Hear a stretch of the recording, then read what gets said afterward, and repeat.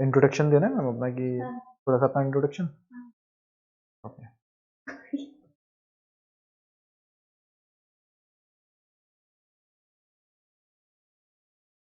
Good evening, class. Today we discuss about the SSC CHSL notification, that is 10 plus 2. Me, Alokit Kapoor. Now we discuss about the SSC CHSL notification 2020.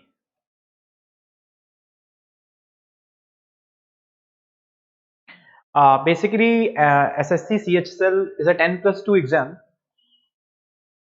The various posts in 10 plus 2 exam is LDC, that is stands for Lower Division Clerk, UDC, Upper Division Clerk. These are the posts, and some of the posts are of sorting, is also sorting assistant post also in this SSC CHSL. Now we discuss, now is starting date. Starting date is 6th of November, and the ending date of this closing date of this filling a form is 15 November, and 17 November is of online payment, and 19 November for the e-challan for filling the form. Then we discuss what is a pattern. What is a pattern for the SSC CHSL exam? The pattern for the SSC CHSL exam is consists of 4 subjects. First is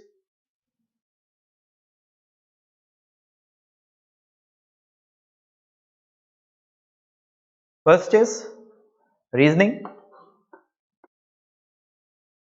It is also called intelligence. It consists of 25 questions. Then GA. GA stands for general awareness. General awareness is consists of 25 questions. Then mathematics or quant ability also consists of 25 questions. Then English or English comprehension consists of 25 questions. So total amount of question in a question paper is 100, and each question of 2 marks, and zero point 0.5 is negative marking if you are wrongly the question. So it means it's a 200 marks question paper. It's a 200 marks question paper. Then before filling a form, students should we consider the following things. That is important thing. Now we discuss which other thing that is important one.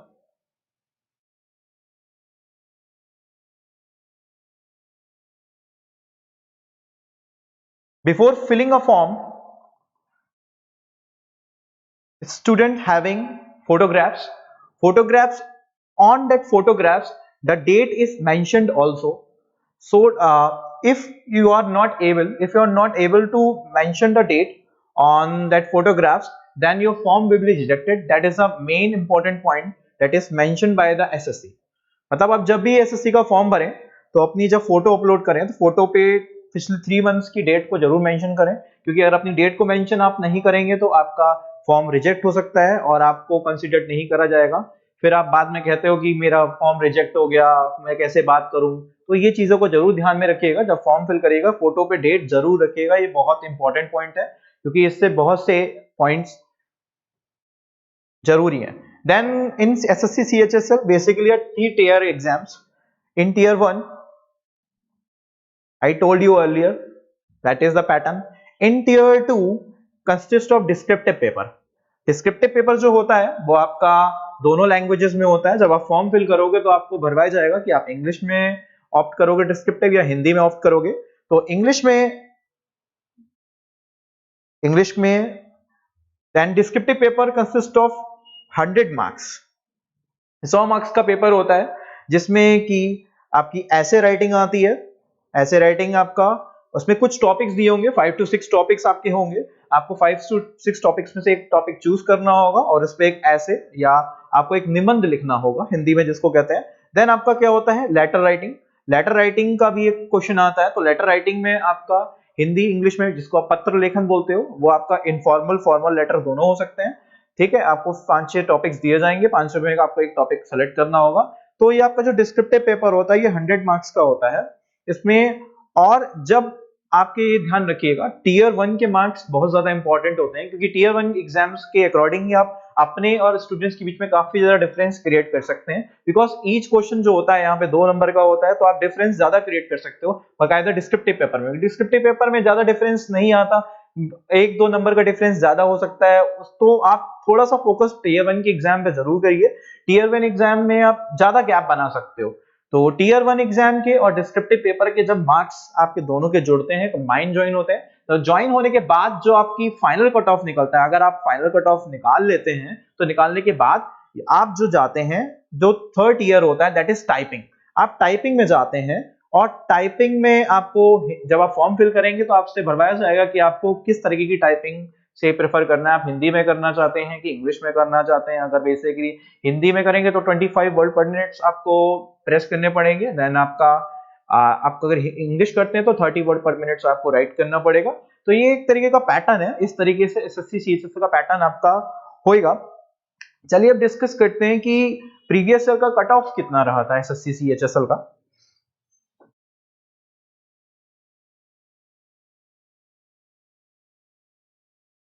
तो अगर CHSL की cut off की बात करी जाए, अभी आपका result आने वाला है, आया नहीं है।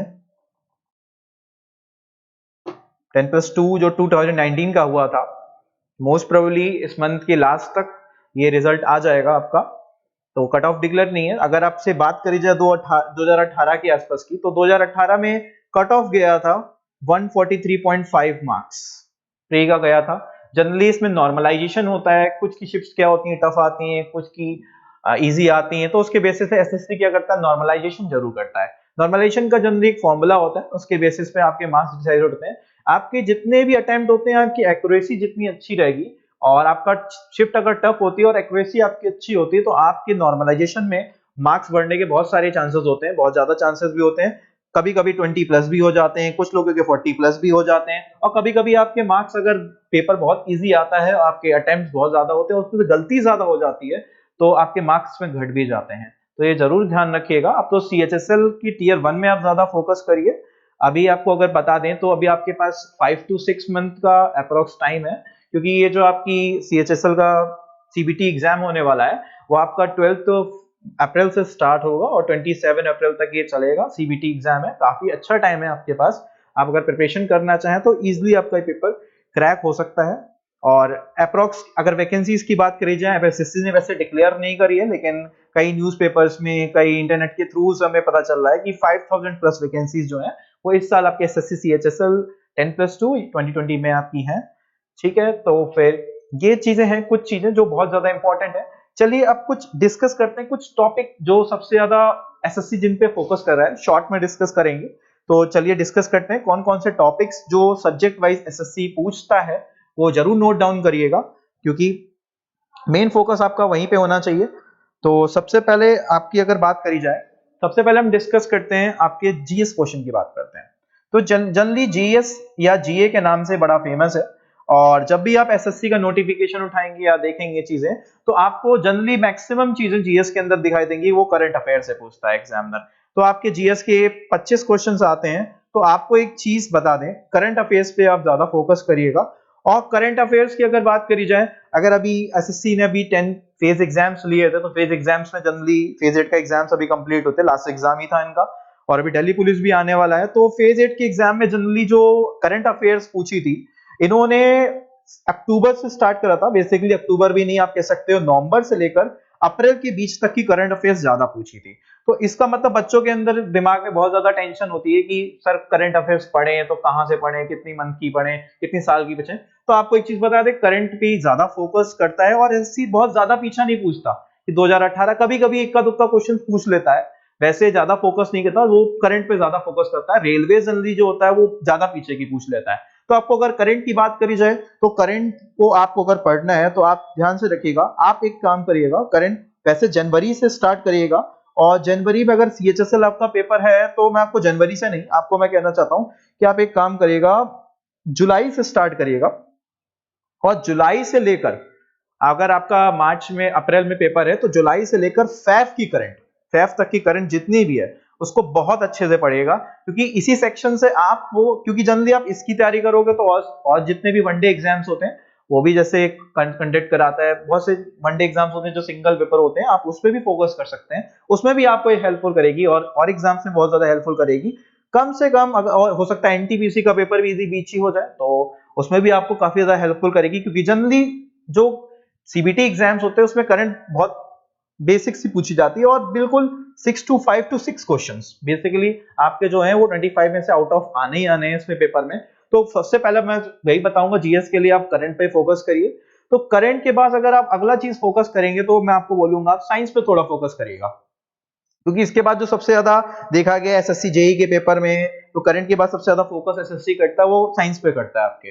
जैसे अभी एसएससी जेई का पेपर हुआ था, तो साइंस में अगर फोकस करता है तो साइंस में बेसिकली सबसे ज्यादा वो बायोलॉजी पे फोकस करता है। अगर बायोलॉजी की बात करी जाए तो बायोलॉजी में मैक्स 2 क्वेश्चंस पूछ लेता है, ठीक है। देन अगर फिजिक्स की बात करी जाए तो फिजिक्स से जनरली एक ही क्वेश्चन आता है, और जनरली वो क्वेश्चन यूनिट से ही पूछता है एग्जामिनर, कि आपको यूनिट दे देता है और यूनिट आपको एक क्वांटिटी देता है, देन आपको यूनिट प्रिडिक्ट करनी होती है और यूनिट का आंसर सीधे क्लिक करना होता है। और ये यूनिट कभी कभी आपके जो रीजनिंग वाले क्वेश्चन जो होते हैं, जो रीजनिंग के क्वेश्चन पेपर होते हैं जिसमें एनालॉजी आती है, उसमें भी आपको कभी भी हेल्पफुल होती है, तो यूनिट जरूर पढ़िए।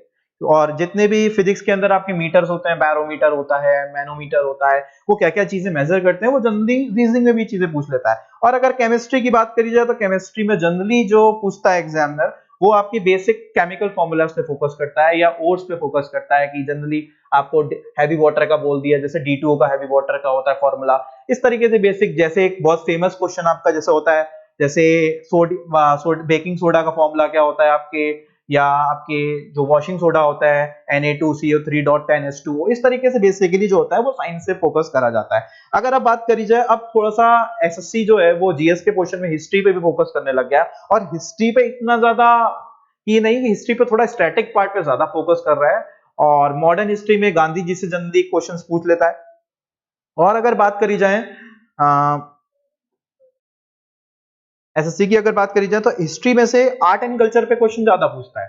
आर्ट एंड कल्चर पे बेसिकली क्वेश्चन पूछ लेता है कि अगर टॉम किसके कहाँ पे है, इस तरीके से, ठीक है। आर्ट एंड कल्चर पे डांस पूछ लेता है, ठीक है, या कौन सा संदीप संबी आपके वादक कौन सा है, कौन सा इंस्ट्रूमेंटल कौन सा प्लेयर बनाता है, ठीक है। और जनरली आजकल जो देखा जा रहा है करंट पैटर्न के हिसाब से, एसएससी स्टैटिक जीके में फेस्टिवल पे बहुत ज्यादा फोकस कर रहा है। फेस्टिवल जनरली आपको पढ़ने हैं बहुत अच्छे से, क्योंकि बहुत सारे एग्जाम में फेस्टिवल, टीसीएस के सर्वर में बहुत तरीके से फेस्टिवल पूछ रहा है, और जनरली मैं आपको यही कहूंगा फेस्टिवल जो करंट में है वो ज्यादा पूछता है। जैसे हॉर्नबिल फेस्टिवल अभी 2 दिन पहले बनाया गया था, तो वो किस ऑनलाइन के थ्रू बनाया गया, तो हॉर्नबिल फेस्टिवल किसका है, नागालैंड का है, इस तरीके से फेस्टिवल। और जनरली अगर आप फोकस करेंगे तो जितने भी आपके नॉर्थ ईस्टर्न स्टेट्स हैं, जितने भी आपके उत्तर पूर्वी राज्य हैं, उन पे ज्यादा फोकस करिएगा, क्योंकि उनसे ज्यादा क्वेश्चन पूछता है। और साथ ही साथ जितने भी साउथ के होते हैं, साउथ के जितने भी होते हैं, बेसिकली केरल का हो गया, तमिलनाडु का हो गया, क्योंकि बच्चे जनरली क्या होते हैं यहीं पे कंफ्यूज होते हैं, ठीक है, इन पे फोकस ज्यादा करता है आपके, ठीक है।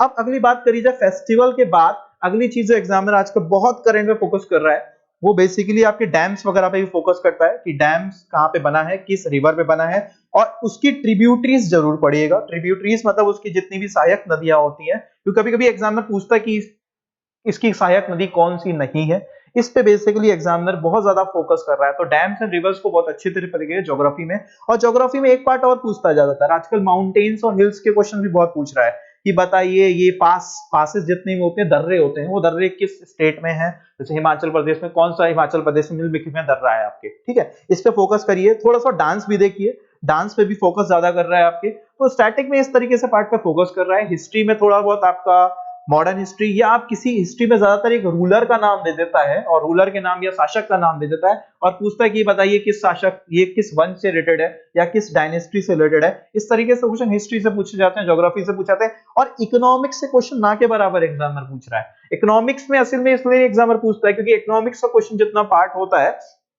वो ज्यादातर करंट से रिलेट कर लेता है। तो करंट से रिलेट होने के कारण इकोनॉमिक्स में जैसे इंडेक्सेस होते हैं, सूचांक होते हैं, कि भारत की रैंक इसमें कितनी थी, इसमें या उसमें पहला प्रथम देश कौन सा था, फ्रीडम प्रेस इंडेक्स हो गया, करप्शन इंडेक्स हो गया, ये इंडेक्सेस के बेसिस पे क्वेश्चन जल्दी पूछे जाते हैं। तो जनरली जीएस पे इसी चीजों पे क्वेश्चन आपके किया जाता है। उसके बाद अगर बात करी जाए आपकी थोड़ा बहुत इंग्लिश के बारे में देख लेते हैं कि इंग्लिश में किस तरीके से क्वेश्चंस पेपर में बेसिकली छोटे छोटे क्वेश्चंस क्या पूछते हैं, और इंग्लिश आजकल की सबसे आसान आती है। अगर बात करी जाए पूरे आपके एसएससी के पेपर में, तो इंग्लिश का क्वेश्चन सबसे इजी होता है, सबसे इजी। और जनरली इंग्लिश के पेपर में अगर पिछले साल से देखा जा रहा तो एक क्लॉज टेस्ट पक्का होता है।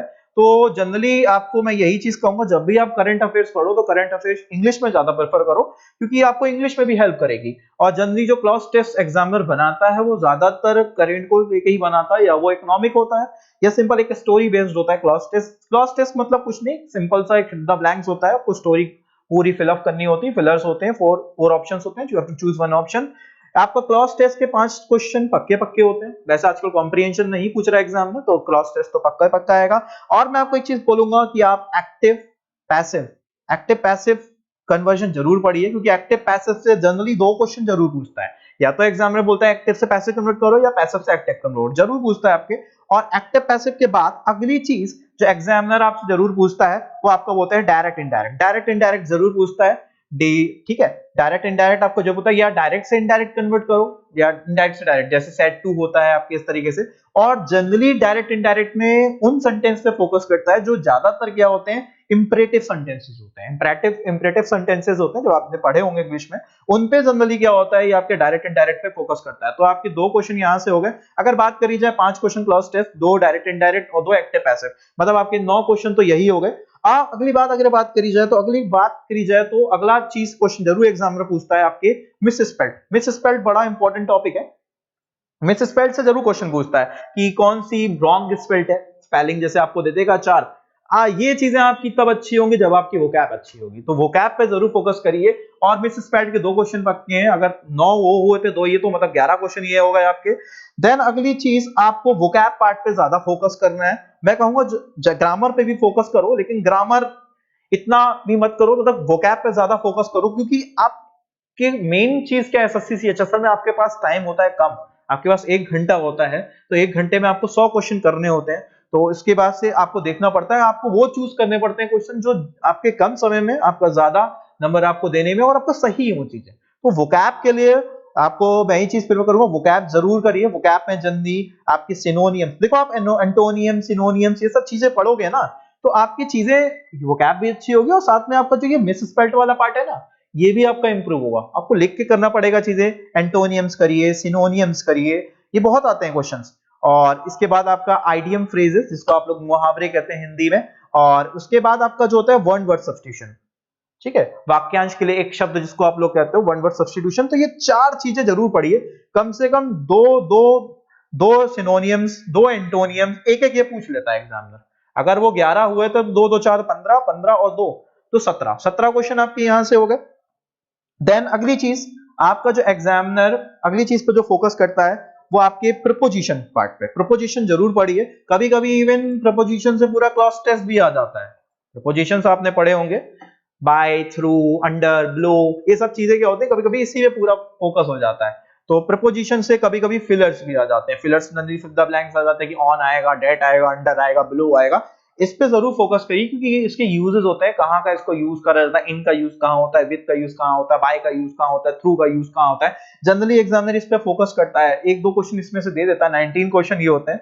देन आपका जो अगली चीज आपका एग्जामिनर जो फोकस करता है इंग्लिश के अंदर, वो आपके थोड़े से मिसलेनियस क्वेश्चंस होते हैं। मिसलेनियस क्वेश्चन के अंदर जैसे पीक्यूआरएस जरूर प्रैक्टिस करिए, कि आपको क्या होता है, जंबल्ड सेंटेंसेस होते हैं, जंबल्ड सेंटेंसेस में आपको पीक्यूआरएस देगा, आपको कई ऑप्शन देगा, क्यूपीआरएस में कन्वर्ट करो, पीक्यूआरएस में कन्वर्ट करो, तो आपको पीक्यूआरएस को जरूर करना होगा, प्रैक्टिस करिए, क्योंकि पीक्यूआरएस को जितना एक स्टोरी भी हो सकती है, तो आपको सेंटेंस को अरेंज करना है, बहुत इजी होता है और बहुत आराम से आप इसको मार्क्स ले सकते हैं आपके मार्क ले सकते हैं। तो आप 2 क्वेश्चन यहां से मान के चलिए, और बाकी जो होता है पार्ट सब मिसलेनियस का आता है यहाँ पे इस तरीके से इंग्लिश में। तो इंग्लिश में इस तरीके से। अब जैसे रीजनिंग की बात करी जाए, तो रीजनिंग का क्वेश्चन आजकल आ तो बहुत अच्छा रहा है, बहुत आसान आ रहा है, लेकिन बहुत ज्यादा टाइम टेकन हो गया। मतलब बच्चे जल्दी कह रहे हैं कि अभी जो बोर्ड फेज 8 के एग्जाम्स हुए थे, बच्चे के रिव्यूज दिए गए थे, तो बच्चों ने बोला था कि सर पेपर बहुत आसान था, रीजनिंग था, लेकिन बहुत ज्यादा टाइम टेकन था। तो टाइम टेकन जनरली पहले क्या होता था, रीजनिंग बच्चा 12 मिनट के अंदर टारगेट लेके चलता कि 12 मिनट के अंदर ये निपटा देंगे, वो कर देंगे। तो अब थोड़ा सा टाइम टेकिंग है, थोड़ा सा कैलकुलेटिव हो गया है, क्योंकि अब मैथमेटिकल क्वेश्चंस भी इसमें पूछने लग गया है कि आपको इस साइन को चेंज करना है तो कैसे चेंज करना है। तो बेसिकली आपको मैं रीजनिंग में बताऊंगा शॉर्टकट्स में, बहुत शॉर्ट में, कि आप स्लॉग्स पे जरूर वर्क करो, क्योंकि स्लॉग के 2 क्वेश्चन जरूर पूछता है। ठीक है। कोडिंग डिकोडिंग की बात करी जाए, अगर अभी सीए बच्चों ने अगर फेज 8 का एग्जाम दिया था, तो फेज 8 के अंदर कोडिंग डिकोडिंग के कम से कम 25 में से 14 क्वेश्चन पूछ लिए गए थे। तो कोडिंग डिकोडिंग में मैं आपसे कहूंगा 3 क्वेश्चन जरूर पढ़िए। एनालॉजी की बात करी जाए, एनालॉजी मतलब कि जैसे ये स्टडीज से रिलेटेड होती है, एनालॉजी के 2 क्वेश्चन जरूर आते हैं। ऑड वन आउट जरूर पूछता है एग्जामिनर कि भाई इसका ऑड वन आउट बता दीजिए कि ऑड वन आउट इसमें से कौन सा है। जैसे कुछ यूनिट दे देगा, कुछ क्वांटिटीज दे देगा, आपको बताना होगा कि ऑड वन आउट क्या है। मान लिया 2-3 क्वेश्चन यहाँ के ऑड वन आउट के, और आपके बेसिक क्वेश्चन जैसे मिरर इमेज हो गया आपके एक क्वेश्चन। ठीक है। मिरर इमेज के बाद आपका एम्बेडेड फिगर की कौन सी एम्बेडेड फिगर नहीं है कि नहीं है, मतलब आपको बताना होगा। या आजकल नॉट भी पूछ लेता है। ठीक है। आप डायरेक्शन डिस्टेंस वैसे आजकल नहीं पूछ रहा, लेकिन आप पढ़ के जाइए क्योंकि आ जाता है डायरेक्शन डिस्टेंस पे आपके। डायरेक्शन डिस्टेंस के बाद मैं आपको अगली चीज बोलूंगा, ब्लड रिलेशन जरूर पढ़िए। और ब्लड रिलेशन आजकल अच्छा पूछ रहा है। ब्लड रिलेशन में ज्यादातर वो पॉइंटिंग टूवर्ड्स वाले क्वेश्चन होते हैं ना, वो ज्यादा पूछ रहा है, और 2 क्वेश्चन पूछता है। कभी बोलता है कि अगर इस रिलेशन को इसके चेंज करेंगे तो क्या इससे रिलेशन होगा। जल्दी ब्लड रिलेशन को जरूर पढ़िए अच्छे से। और ये सब चीजें हैं रीजनिंग के अंदर जो जनरली एग्जामिनर आपसे पूछता है। ऑड वन आउट, स्लॉग्स हो गया, ब्लड रिलेशन हो गया, ये टॉपिक्स हैं आपके, बड़े इंपॉर्टेंट है। और बाकी मिसलेनियस क्वेश्चंस में भी बहुत सी चीजें आ जाती हैं। सिटिंग का वैसे नहीं पूछता, लेकिन आजकल पैटर्न थोड़ा टफ हो रहा है तो सिटिंग भी पूछ सकता है, क्योंकि टाइम टेकन हो जाता है बहुत ज्यादा। ठीक है। आप नंबर सीरीज पढ़िए, नंबर सीरीज भी आसान आती है, अल्फाबेटिकल सीरीज भी आती है, आसान आती है। Odd out, odd one out आते हैं इस पे क्वेश्चन। इस तरीके से जनरली क्या होता है, रीजनिंग में क्वेश्चन आपके बोलता है। ठीक है। तो ये है। अब मैं आपको, अगर आपको पेपर अटेम्प्ट करना है, तो पेपर अटेम्प्ट करने की आपको एक स्ट्रेटेजी बताता हूँ कि अगर आपको पेपर आपको सीएचएसएल का अटेम्प्ट करना है तो कैसे अटेम्प्ट करना है, ताकि आपके कम समय में ज्यादा क्वेश्चन अटेम्प्ट हो जाए और एक्यूरेसी अच्छी मेंटेन रहे। तो इसके लिए आपको एक ही सजेशन दूंगा कि सबसे पहले, अगर आपका जो फेवरेट सब्जेक्ट है आप उसी पे जाइए। मैं तो आपको एडवाइस दूंगा कि आप सबसे पहले रीजनिंग को अटेम्प्ट करें अपने में। ठीक है। क्योंकि रीजनिंग टाइम टेकन जरूर है, लेकिन अगर आप प्रैक्टिस करेंगे, लेटेस्ट जो क्वेश्चन पेपर हुए हैं उनको अगर आप सामने रखेंगे, आप तैयारी करेंगे, तो आप रीजनिंग से स्पीड बढ़ानी है आपको। देखिए मेन कारण, पहले क्या होता था, आसान होता था तो बच्चे कम समय में ज्यादा क्वेश्चन कर देते थे। लेकिन अब जैसे पुराने टाइम पे मैट्रिक्स के क्वेश्चंस आते थे, लेकिन अब एसएससी ने मैट्रिक्स से क्वेश्चन लाना ही बिल्कुल बंद कर दिया। वो आसान होता था, देख लेते थे बच्चे, कर देते थे। अब उसकी जगह कुछ क्वेश्चन टफ रखने लग गया। तो आपको रीजनिंग पे थोड़ा सा प्रैक्टिस करिए। रीजनिंग में बच्चे कर लेते हैं, तब भी 25 में से 24-23 क्वेश्चन कर लेते हैं आराम से। तो रीजनिंग के लिए मैं आपको दूंगा, थोड़ा सा टाइम टेकन हो गया तो मैं आपको एक एडवाइस दूंगा कि रीजनिंग आप ट्राई करो कि 18 मिनट्स के अंदर, 18 मिनट्स के अंदर, और ट्राई करिए 15 मिनट्स में जाए तो बहुत ही बढ़िया। प्रैक्टिस होता है ना, practice makes a man perfect. तो वही बात है, प्रैक्टिस बहुत जरूरी है। अगर आप प्रैक्टिस करेंगे तो 15 मिनट में जरूर कर देंगे। और प्रैक्टिस वही क्वेश्चंस करने जो पिछले पूछे गए हैं। कुछ एग्जाम जैसे फेज 8 में आंसर कीज आती हैं, आप उनके प्रिंट आउट खुलाइए, उनसे पढ़िए, प्रैक्टिस करिए, आपको चीजें जल्दी समझ में आएंगी। रीजनिंग के बाद में अगला आपको बोलूंगा कि आप जाइए जीए के क्वेश्चन, बहुत जल्दी अटेम्प्ट करिए जीएस को, मतलब 5 से 7 मिनट लिए। आपको जितने क्वेश्चन आते हैं, जितने आते हैं करंट अफेयर से फोकस करिए, जितने आते हैं उतने एक बार में अटेम्प्ट कर लीजिए। आपको अगर नहीं आता तो छोड़ दीजिए उसको। ठीक है। आप छोड़ दीजिए, 5 से 7 मिनट लीजिए, जितने आते हैं उतने करिए बस। बल्कि इससे ज्यादा टाइम आप इसके लिए 5 से 7 मिनट दीजिए। फिर आप आइए इंग्लिश में, क्योंकि ये चीजें क्या है कि ये चीजें आसान होती हैं। अगर आपने प्रैक्टिस करी है तो ये चीजें बहुत आसान है। तो इंग्लिश के लिए मैं आपको यही कहूंगा, इंग्लिश के लिए आप 10 मिनट का समय जरूर लीजिए। इंग्लिश के लिए आप 10 मिनट का टाइम, 10 से 12 मिनट का टाइम लीजिए सॉल्व करने के लिए। और इंग्लिश बहुत आसान क्वेश्चन है। तो अगर आप सोचिए, आपने 15 मिनट यहां दे दिए, 5 मिनट यहां दे दिए, और 10 मिनट आपने यहां दे दिए, तो इसके मान ली मतलब 32 से 33 मिनट का टाइम आपने दिया। और इतने में आपने कितने क्वेश्चन कर लिए, 75 भी नहीं तो अगर जीएस के भी आपके कुछ, आपने 15-16 भी सही करे होंगे तो बहुत अच्छा अटेम्प्ट होता है। तो अगर आपने इतने समय में भी अगर आपने 62-63 क्वेश्चन भी अच्छे तरीके से अटेम्प्ट करे होंगे, तो आप सोचिए आप 30 मिनट के अंदर 62 से 63 क्वेश्चन कर लेते हैं सही, तो कितनी अच्छी चीज होगी। और नंबर भी अच्छे आपके आ जाएंगे, तो मतलब आपको कॉन्फिडेंस आ जाएगा। फिर आप स्विच करिए क्वांट वाले सेक्शन पे। तो क्वांट वाले सेक्शन पे मैं आपको यही चीज बोलूंगा कि सबसे पहले कैलकुलेटिव बहुत ज्यादा आता है क्वांट। आजकल जो पेपर में कैलकुलेटिव देखा जा रहा है, तो आप कैलकुलेशन पे थोड़ा सा वर्कआउट करिए, क्योंकि चीजें आसान है बट कैलकुलेशन है, तो कैलकुलेशन पे जरूर वर्कआउट करिए। ट्रिक्स सीखिए, डिजिटल सम सीखिए, बहुत चीजें होती हैं जो सीखनी पड़ती हैं, जो कि बहुत ज्यादा हेल्पफुल होती हैं, और ट्राई करिए कि ऑप्शन से एलिमिनेट करने के ऑप्शंस क्रिएट करिए ताकि आपकी इजीली पेपर को सॉल्व हो सके। और क्वांट में आपको मैं यही फोकस करूंगा कि आप चार्ट जरूर पढ़िए, जो आपकी डीआई होती है। हालांकि डीआई भी बहुत ज्यादा आजकल कैलकुलेटिव आ रही है, पाई चार्ट वगैरह ज्यादा फोकस करिए क्योंकि डीआई आसान होती है, क्योंकि डीआई के 4 से 5 क्वेश्चन जरूर होते हैं। और क्वांट के अगर सेक्शन में आपको फोकस करना है तो कृपया करके प्रॉफिट एंड लॉस पे जरूर फोकस करिए, क्योंकि प्रॉफिट एंड लॉस के 3 क्वेश्चन जरूर पूछता है, जिसमें से डिस्काउंट पक्का पक्का आया होता है। डिस्काउंट के क्वेश्चन जरूर होते हैं कि जल्दी सीपी अपॉन एमपी का रेशियो, सीपी से एमपी एसपी का रेशियो कैलकुलेट करिए, ये सारे के जल्दी क्वेश्चंस आते हैं। ठीक है, एवरेज से एक क्वेश्चन आ जाता है, तो इस तरीके से क्वेश्चंस पे फोकस करिए। एवरेज हो गया, प्रॉफिट एंड लॉस के 3 4 7 क्वेश्चन तो आपके यही हो गए, एवरेज से एक क्वेश्चन हो गया। एवरेज के बाद अगर आपसे बात करिए, अर्थमेटिक क्वेश्चन ज्यादा पूछता है आपके, ठीक है। देन अगर आप ये बात करिए टिग्नोमेट्री, टिग्नोमेट्री सिंपल क्वेश्चन पूछता है कि भाई साइन कॉस थीटा की जो एंगल सम्स होते हैं, रेशियोज होते हैं, उनको आपको याद होना चाहिए, नॉर्मल उन्हीं पे क्वेश्चंस पूछ लेता है। और एग्जामिनर आजकल सर्किल पे, अगर ज्योमेट्री की बात करें तो ज्योमेट्री में सर्किल पे फोकस ज्यादा करता है। सर्किल के नॉर्मल्स आपके जो प्रॉपर्टीज होती हैं वो आपको याद होनी चाहिए कि भाई सेंटर पे अगर एंगल जो बनता है वो आपके डबल बनता है, आपके जो बल्कि जो कॉर्ड से टच होता है। सर्किल पे कम से कम 2 क्वेश्चन एग्जामिनर जरूर पूछता है, अलजेब्रा से 2 क्वेश्चन जनरली पूछ लेता है, पुटिंग मेथड जो होते हैं, पुटिंग मेथड से भी काम चल जाता है। ठीक है, तो इस तरीके से क्वेश्चन पेपर में आते हैं आपके। तो यही चीजें हैं जो एसएससी सीएचएसएल में है, जो सबसे ज्यादा इंपॉर्टेंट है। और मैं आप लोगों को यही कहना चाहूंगा कि आप अच्छे से तैयारी करो, प्रीवियस ईयर्स के क्वेश्चन पेपर जरूर लगाओ, ठीक है। और जो अभी रिसेंटली क्वेश्चंस पूछे गए हैं, रिसेंटली क्वेश्चंस गए हैं, उनके पैटर्न्स को जज करो और इजीली अटेम्प्ट करो, और बहुत अच्छे अटेम्प्ट कर सकते हो। अगर मैं आपको बताऊं तो अगर आप मान के चलो, अगर एक बहुत अच्छी प्रिपरेशन करनी, क्योंकि आजकल कंपटीशन बहुत है, तो मान के चलिए after normalization 1+150 plus cut off जरूर जाएगा। ये तो 100% है, क्योंकि कंपटीशन बहुत ज्यादा लेवल पे बढ़ चुका है। ठीक है, तो एंड में मैं यही कहूंगा कि प्रीवियस ईयर के पेपर जरूर करिए, और प्रीवियस ईयर के जो पैटर्न है उसको जरूर देख के जाइए, क्योंकि पैटर्न के बेस पे ही किया होता है, एग्जामिनर क्वेश्चन आपसे पूछता है। So all the best for everybody, thank you and have a nice day.